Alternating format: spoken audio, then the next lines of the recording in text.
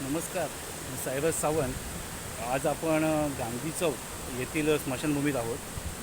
गेले जवळजवळ 4-5 महिन्यापासून विषय चालू होता की स्मशानभूमीची जी शेड आहे तिच्यावरचे पत्रे उडाले होते आणि ती थोडी कमकुवत झाली होती.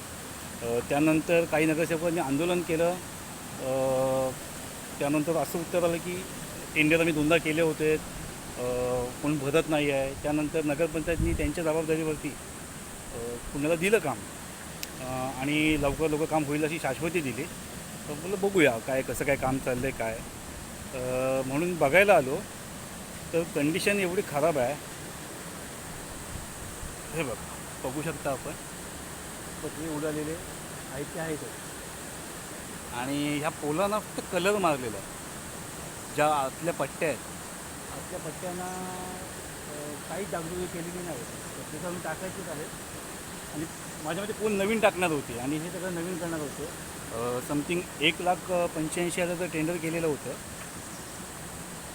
टेंडर केलेलं असताना काम दिलं आहे, पेंट मारलेलं आहे, नवीन काय टाकलेलं नाही. तर वरचे जे अँगल आहेत त्याचे आहे तसेच आहेत आणि पट्ट्या बदलणं तर गरजेचं आहे. आणि पट्ट्या बघू शकता आपण एकदम कमकुवत आहे, म्हणजे माझ्याकडे जवळूनसुद्धा त्या तुटतील अशा आहेत.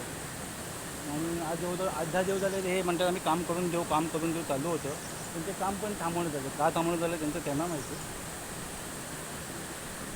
मैत का सांगून होतं का नाही. उद्या काय परत मैत झालं, आता पाऊस एवढा जोरात पडतो आहे कोकण भागात आणि आपल्याकडे मंडणगडमध्ये सुद्धा. उद्या मैत झालं तर ह्या अशा कंडिशनमध्ये इथे प्लीज जायला लागणार आहे. आणि मग ते अर्धवट जळतं आहे, पुन्हा ते जंगली प्राण्यांकडनं त्याची नुकसानी होते, त्याचं आहेत. लोकांच्या भावना पण दुखावल्या जातात. तर हा विषय खूप गंभीर आहे. नगरपंचायतचे कर्मचारी असतील, अधिकारी असतील, तर त्यांनी माझी अशी विनंती की लवकरात लवकर ह्याचा काहीतरी न्यायनिवाडा केला पाहिजे. आंदोलन झाल्यानंतर सुद्धा त्यांना काहीतरी शिवसाहेबांनी आश्वासन दिलेलं की 2 दिवसात आम्ही हे काम करू म्हणून. आज माझ्यामध्ये 10-12 दिवस झालेले आहेत, आहे तसंच आहे.